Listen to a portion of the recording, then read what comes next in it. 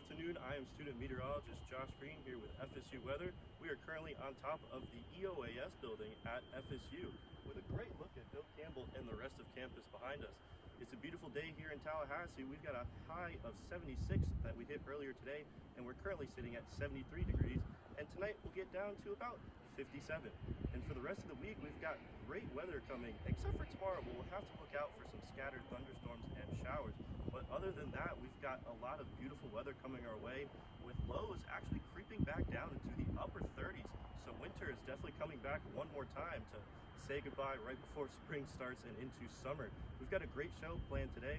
Our own student meteorologist, Jonathan Marcus, will be giving us a look at an educational piece that's got something to do with one of his TikTok myth-busting events again. And we've also got a lot of more coverage for the rest of this week's weather, as well as some FSU sports that will be coming in the near future. So, for now, I'm student meteorologist Josh Green, and this is FSU.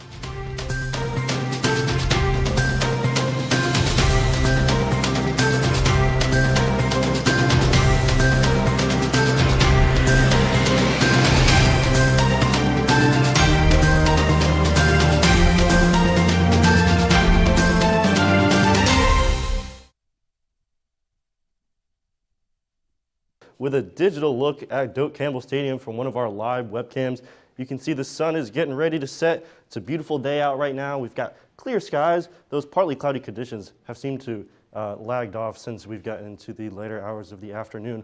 We're currently sitting at 74 degrees, mostly cloudy, but as you can see, those have definitely started to move out of the area until tomorrow. And we've got winds coming out of the east at 5 miles per hour.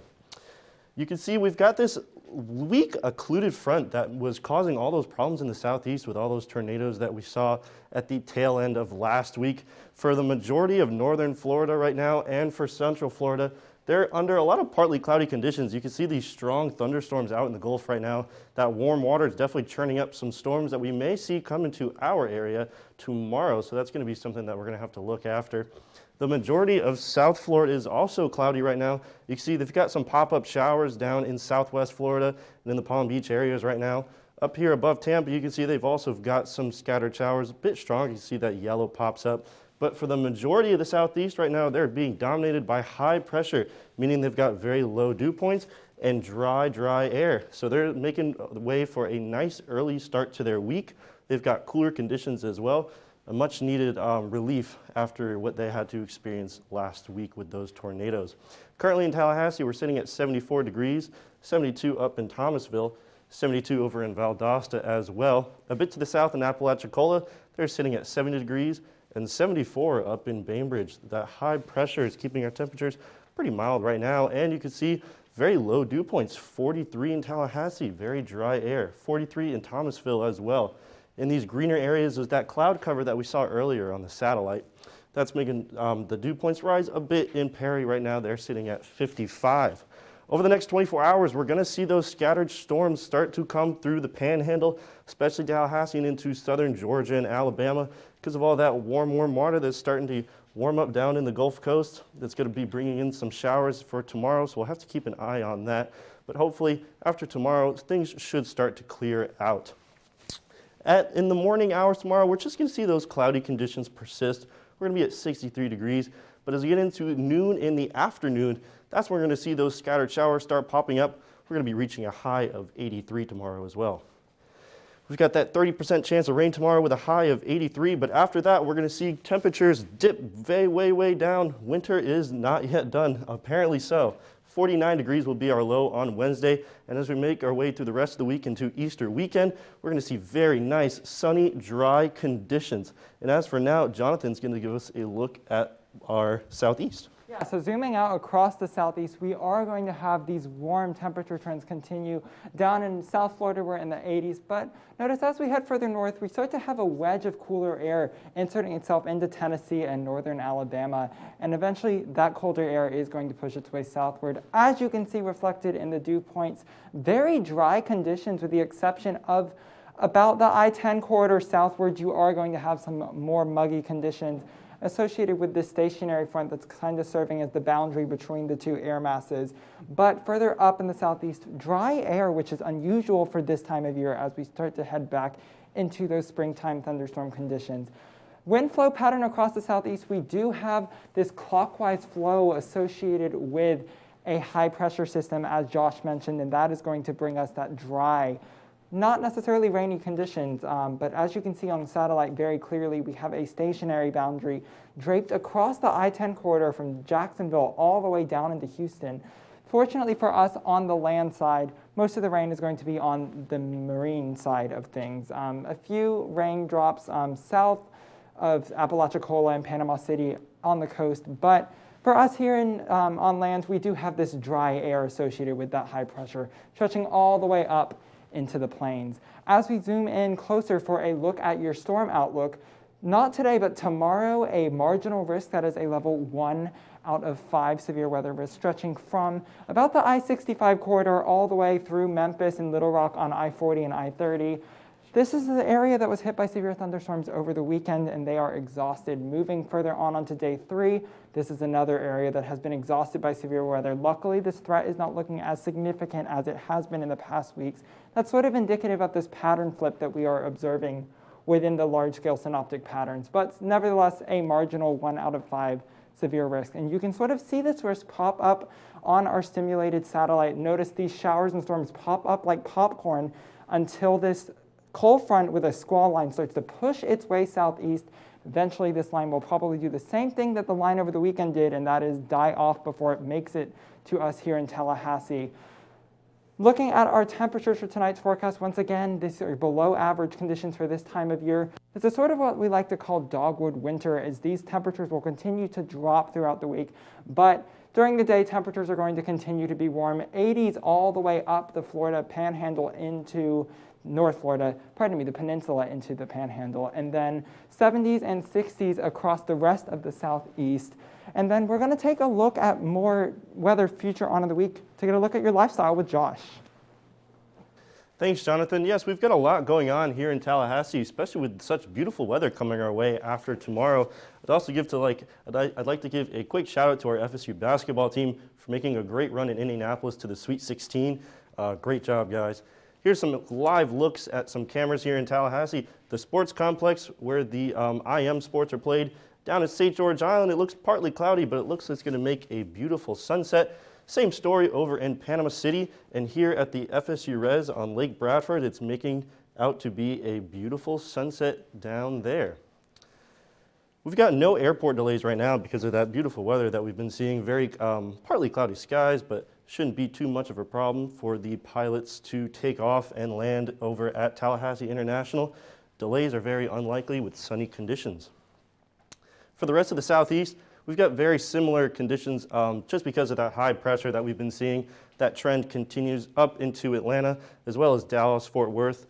Over on the west coast, they've also got some very clear conditions, 65 in LA. So we've got really no airport delays at all in all regions of the United States. A very calm week for weather in the U.S.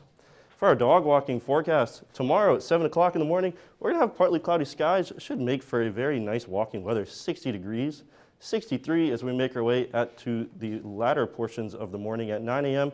And 11 a.m. we'll see a rapid rise in temperature all the way up to 71 degrees, so perfect t-shirt weather as we make our way into the latter portions of the morning. This weekend, we've got a triple header for FSU baseball. Friday through Sunday, there will be games played against UNC, the University of North Carolina, with temperatures going to be at a beautiful 65 degrees, and up and down will depend on the game time, as well as some sunny conditions. For FSU softball, they've also got Friday through Sunday afternoon games versus Notre Dame, with very similar weather conditions as these games will be played different hours of the day. For our weekend rec forecast, we're going to get highs into 72. Saturday in the sun is the moral of the story. We're going to have beautiful conditions. Really make sure to get outside and enjoy that Florida spring. We're going to have winds coming out of the southeast at 5 to 10 miles per hour. For our Easter Sunday, we're also going to have nice temperatures. 78 will be our high for Sunday. And taking a look at the weekend, Friday, Saturday, Sunday, very similar conditions. As we make our way into the latter portion of the weekend, we're actually going to see temperatures rise up a bit. And we're going to have lows in the upper 40s to low 50s into our weekend. So make sure to really get out there. And for now, we're going to take a look at a live tour of our FSU Weather Broadcasting Studio.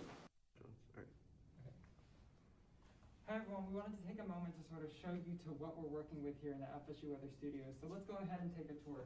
So starting out here, we have a map of all of our alumni spread out across the country, ranging from Janice Huff at NBC News in New York City to a bunch of people at the Weather Channel. We love all of our alums. Hopefully they'll be able to come back next fall for our annual workshop. But we also wanted to just take a moment and show you what we're working with in the studio. So right here we do have our own restroom. It features a shower, so it's really the only building on campus with a bathroom that has a shower, but that's just a fun little tidbit. Now we're going into the actual TV studio.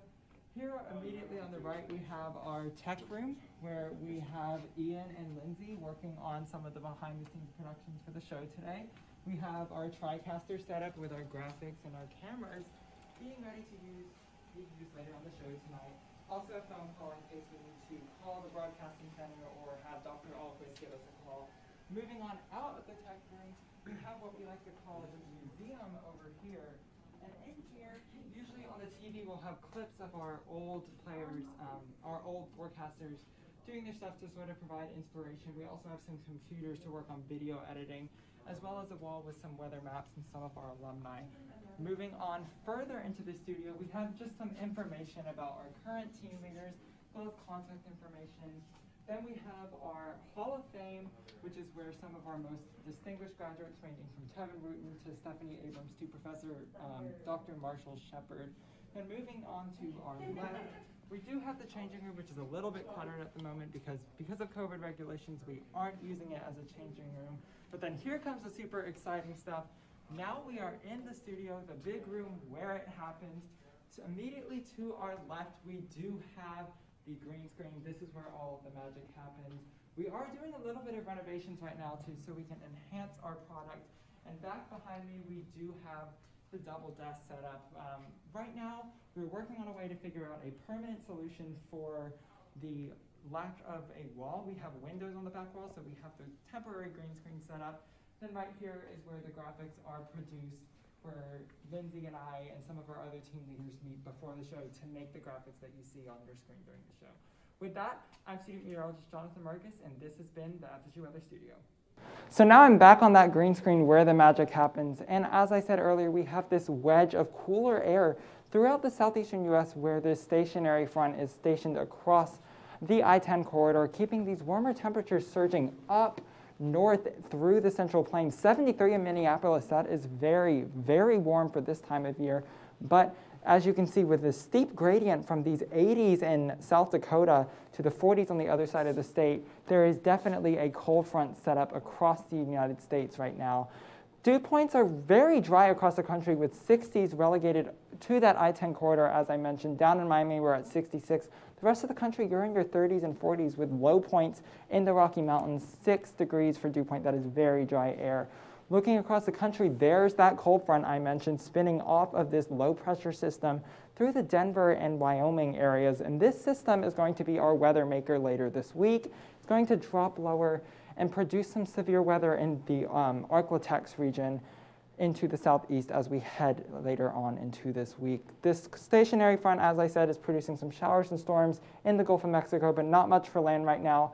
This is also reflected in your upper level water vapor map. Where we have this low pressure system, there's some very moist air producing some precipitation throughout the state of Minnesota into the Dakotas, whereas this cooler, drier airs throughout the southeast. So it's kind of an inverse pattern. When we really think of dry air, you normally think of the Central Plains, but that's not the case right now. What is the case, though, is it is fire weather season where that dry air is. Stretching from Chicago all the way down to El Paso, there are red flag warnings, meaning conditions are quite ripe for fire weather. So make sure if you live in those regions, you're active of not only the wind, but also if you do not flick a cigarette out of your car, it might cause a major disaster.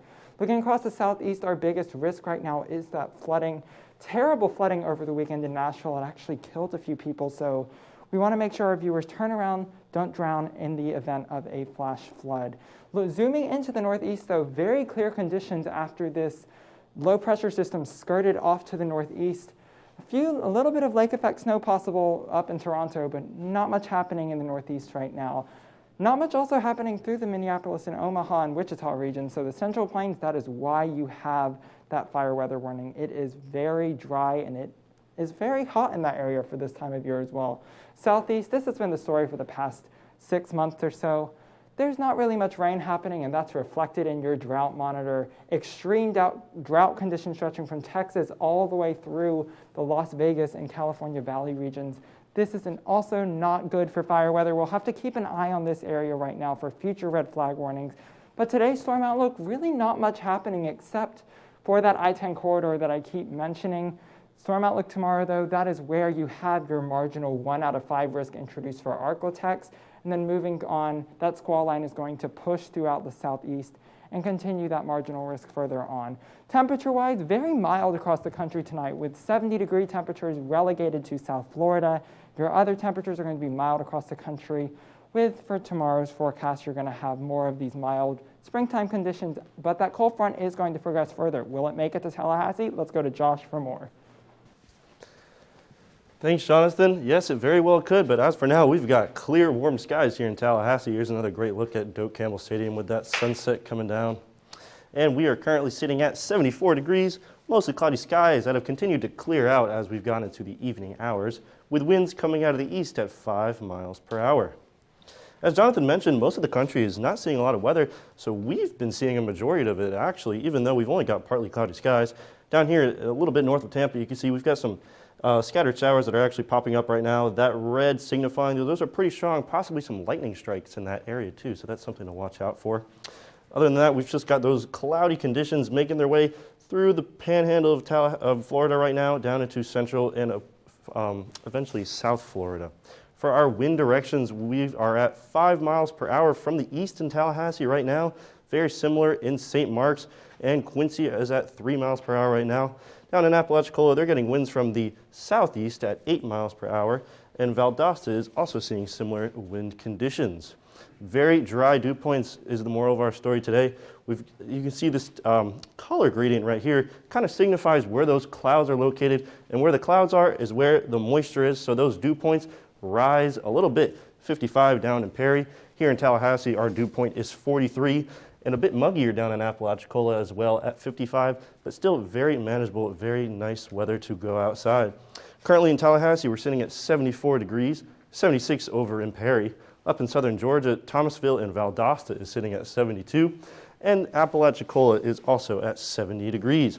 Over the next 24 hours, we're going to see those scattered showers come through the majority of the Florida Panhandle, as well as southern Georgia and Alabama. So we need to keep an eye out for those as we make our way into the latter portions of the morning and afternoon for tomorrow. We're definitely going to be seeing some rainy conditions. But in the morning time tomorrow, we're just going to be cloudy, not much in the way of rain, with a temperature of 63 degrees. But as we make our way into the latter portions of the morning and into the afternoon, that's when we're going to see those scattered showers start coming into the area. 71 degrees at noon, and 83 will be our high at around 3 p.m. Taking a look at the week ahead, tomorrow we've got that 30% chance of rain that we'll have to keep an eye out for. But after that, we've got clear, beautiful skies all the way through the rest of the week ahead. 87 will be our high on Wednesday, but after that, we're going to see those temperatures dip way down. 41 will be our low on Thursday evening. And into Easter weekend, we're going to have temperatures in the 70s with lows in the upper 40s to low 50s. And as for now, Jonathan is going to give us an educational piece about TikTok. So another week, another rumor to dismiss. This week it is that how are tornadoes affected by mountains? And we do have a real-life example of this to show you on. So the rumor is, do mountains stop tornadoes? Unfortunately, the answer is no. If you live in an area with higher elevation, you are still at risk for a tornado, and this past week was proof. So let's roll that tape, Lindsay. The ground right in front of me, going up this mountain, there's debris. Listen to that roar. This is a violent tornado. Debris falling.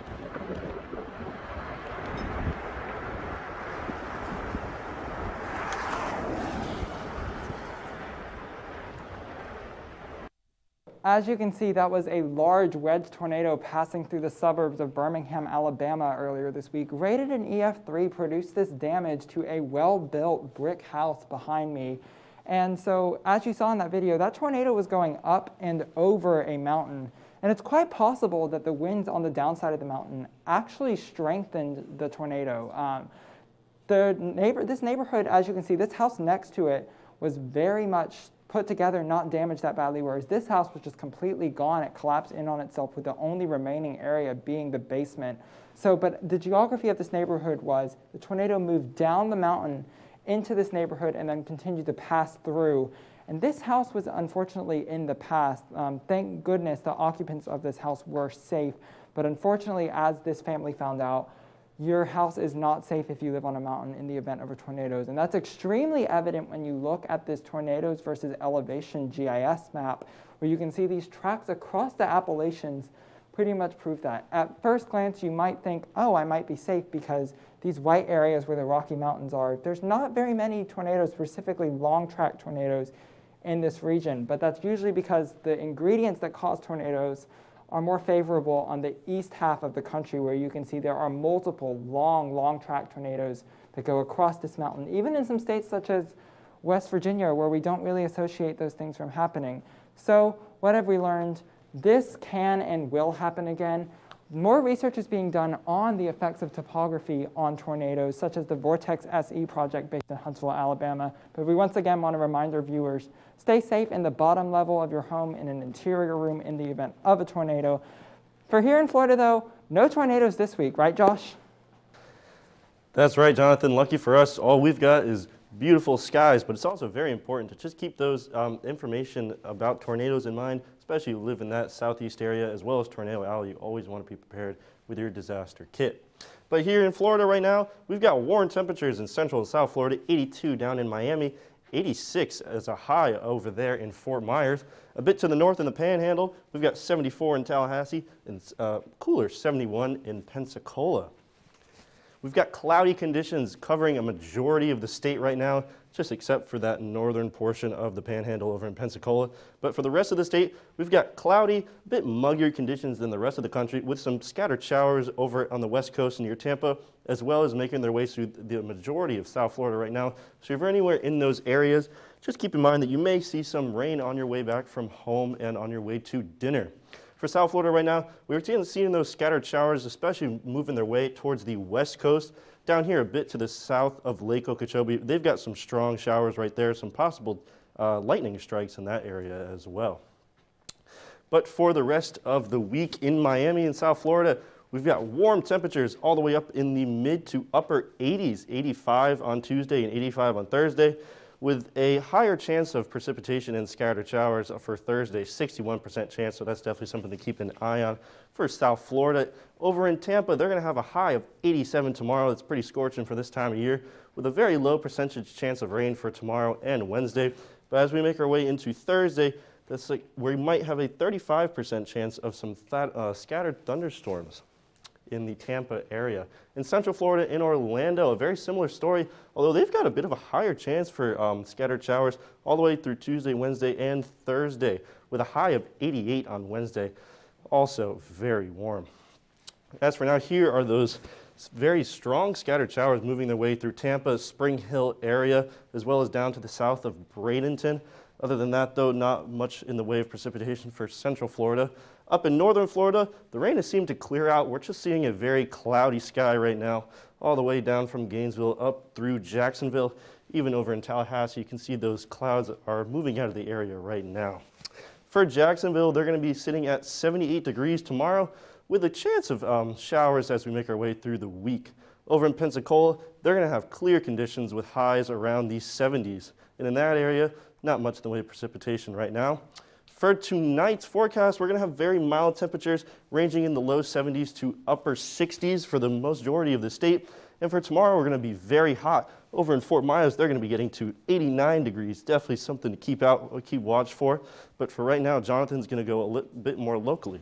Yeah, so zooming back into the Tallahassee region, we're going to start with our never-ending view over the stadium, where we start to have conditions for a gorgeous sunset. I'm going to go ahead and issue a gorgeous sunset alert, so make sure you get those cameras ready. We always like to see your sunset photos. As we head into this evening, though, conditions are going to be clear with that stationary front that I keep mentioning off the coast. Those showers are not going to make it to Tallahassee today, but tomorrow they might. Temperatures currently sitting across the 70s throughout the entire viewing area, with 75 down in Perry, 74 in Tallahassee. The coast is a little bit cooler in Apalachicola, so if you want to go to the beach for sunset tonight, water might be a little bit chilly. Watch out for that. But that down by the coast where in the coolest and also the warmest area, the dew point temperature is actually the highest, with the drier conditions more inland, with Tallahassee at 43, Bainbridge also at 43. That stationary front is really the divide here, but once you add those temperatures and the dew point together, you start to get the heat index. The heat index is is right on cue actually for what the temperature is. That's going to mean that it's not that, because of that drier air, it feels more like the actual temperature outside. It's not that horrible pea soup, like super sticky air that sometimes we get here in the summer. Winds are easterly flow throughout the region with 5 miles per hour in Tallahassee. So you might get a little bit of a breeze, but not anything too big to blow away your umbrella or anything. But as we head through the next 24 hours, those umbrellas are going to be needed as we have these showers, these little isolated showers pop up like popcorn from Perry up through the Thomasville and Bainbridge areas. And a few of them might pop up in Tallahassee and move through, but tomorrow's not going to be your classic rain out type situation. Looking at your day planner tomorrow morning, might be a few clouds, but the rain chances really start to set in as the afternoon, as we get that daytime heating and as those pop-ups begin to happen. Looking at a 30% chance of rain tomorrow on Tuesday, with temperatures in the 80s for Tuesday and Wednesday. But then April Fool's Day comes around and we start to get a little bit of more January type weather here. Luckily, it's just April Fool's, because as we head into the weekend, temperatures are going to be heating up again. 72 on Saturday. We put the little pail there because it is perfect for outdoor weather this weekend. Sunday, Easter Bunny's going to be coming, hopping along. Temperatures also hopping along as we head into the upper 70s next week. And now we're going to end the show with a little bit of something new. We have a trivia segment that is going to be done between Josh and I. We're going to call this the FSU Weather Closing Trivia, and Ian is going to step in and tell us more about what to expect here. All right, thank you very much, Jonathan. We're going to get started with our first question. All right, you guys ready? Yes, sir, we are ready. We're going to share a mic here, so okay. Let's go. Based on wind speed, what year held the strongest tornado ever recorded? Any thoughts here, Jonathan? It's going to depend on if you fall, which side of the line on the El Reno tornado debate you fall on. So do we have multiple choice answers here? We do. It is either 1999 or 2013. It's 2013 El Reno. Yeah, that's correct. There we go. Yep. There we go. Okay, all right. So for the second question, in terms of lowest barometric pressure, what is the strongest hurricane in the North Atlantic? I think I might have this one. All right, what are our options? Options are either A, Irma, or B, Wilma. Well, I think right now I'm thinking it's Irma. It's Wilma. It's Wilma. It is It's Wilma. Wilma. 882, yep. All right. It is Wilma. So this one should be an easier one. The next question is, what state is the lightning capital of the nation?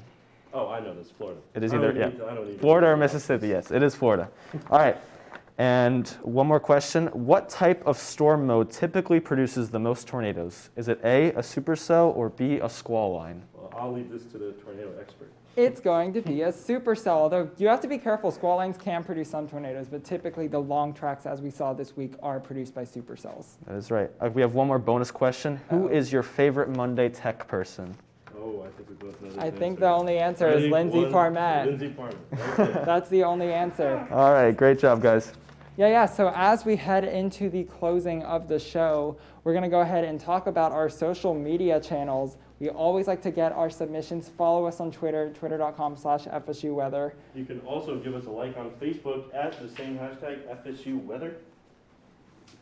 Watch us live on YouTube at FSU Weather as well. And then one really interesting thing is our Instagram. You can also send us some pictures via DM. We also like to get some nice weather pictures. You can always send us them. We'll try to get them on our page. Yep. So that's the end of our show tonight. We hope you enjoyed our Monday show. We tried to inject a little bit of fun into it so you can start your week on a high note. With that, I'm student meteorologist Jonathan Marcus. And I'm student meteorologist Josh Green. And this has been FSU Weather.